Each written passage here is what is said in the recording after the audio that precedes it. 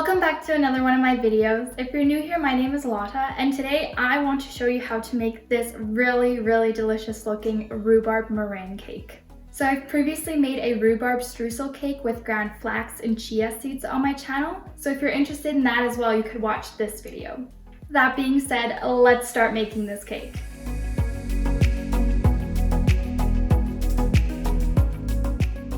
Now the first thing we need to do is prepare our actual rhubarb. So I have just under 900 grams of rhubarb here. You really don't need that much, but that's just how much we got out of our rhubarb harvest that we did yesterday. So I'm just going to try and use all of it.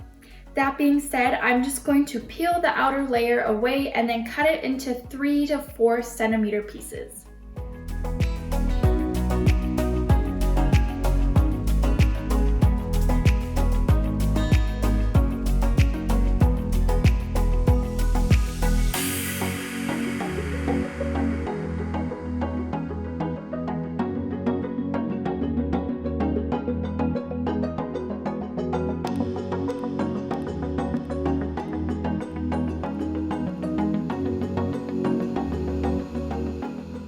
I also sprinkled over about a tablespoon of sugar, and that'll basically help get any of the water or the moisture that's inside of our rhubarb out before we put it onto our cake, so the cake itself doesn't get soggy. This can now just go to the side while we make the actual dough for our cake.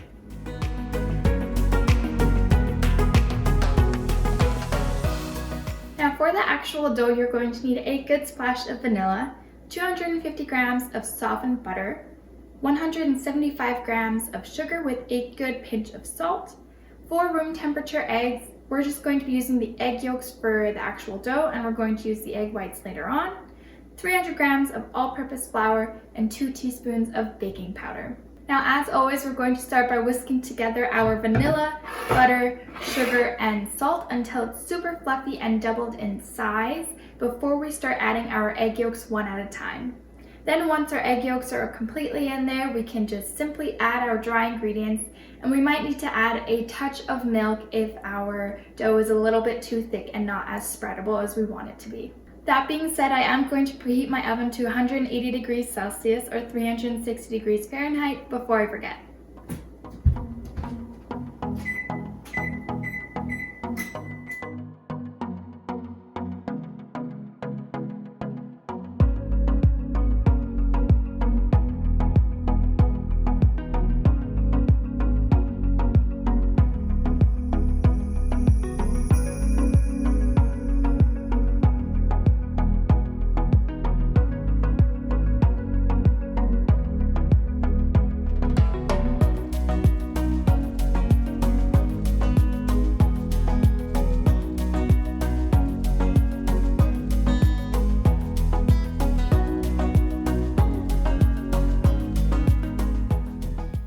I think I ended up adding around 200 milliliters of milk in the end to get to the consistency that I have now.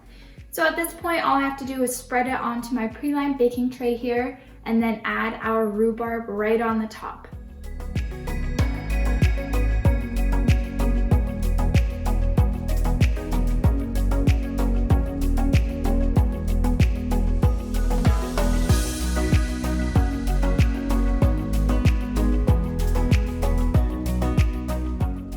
Now our cake can go into the oven for 35 minutes while we make our meringue.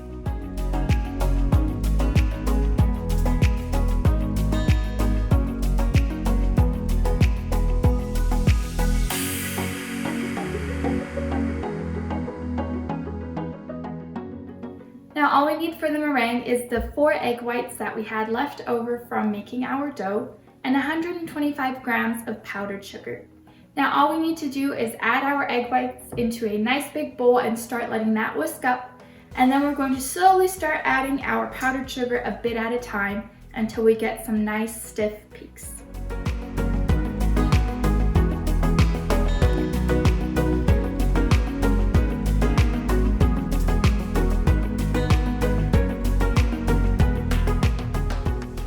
The meringue is super stiff, so this is exactly how you want it to be.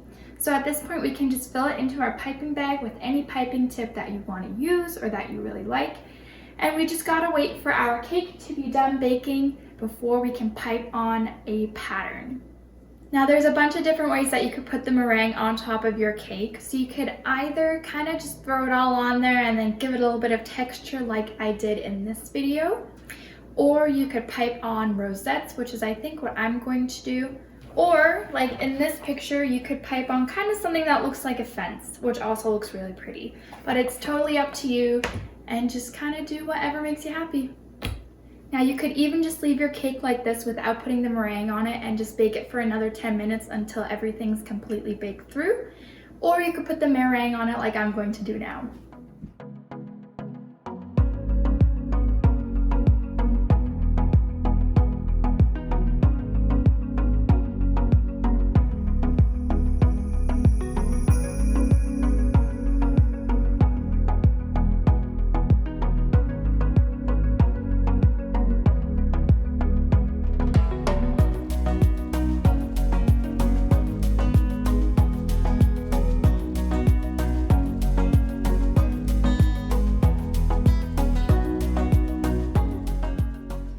I ran out of meringue right at the very end, but I just kind of covered it up and whatever. That'll be the piece I get to eat first. So this is going to go back into the oven for another 10 to 15 minutes until the meringue has kind of become nice and golden brown. Now we're also going to raise the temperature for the last 10 minutes to 200 degrees Celsius or 392 degrees Fahrenheit.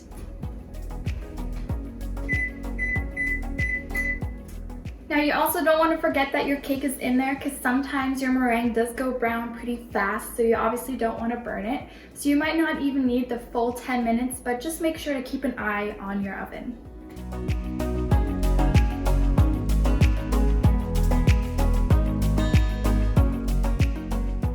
Alright, so the cake is completely done now. It just needs to cool off before we can cut into it and enjoy it. So the cake's completely cooled off and you can either leave it just like this or you could dust it with some powdered sugar, which is what I'm going to do.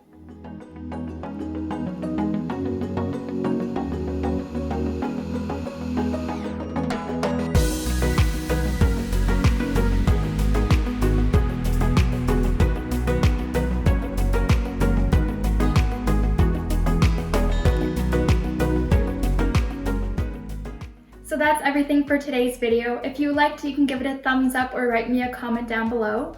And as always, the whole recipe is going to be in the description box below as well.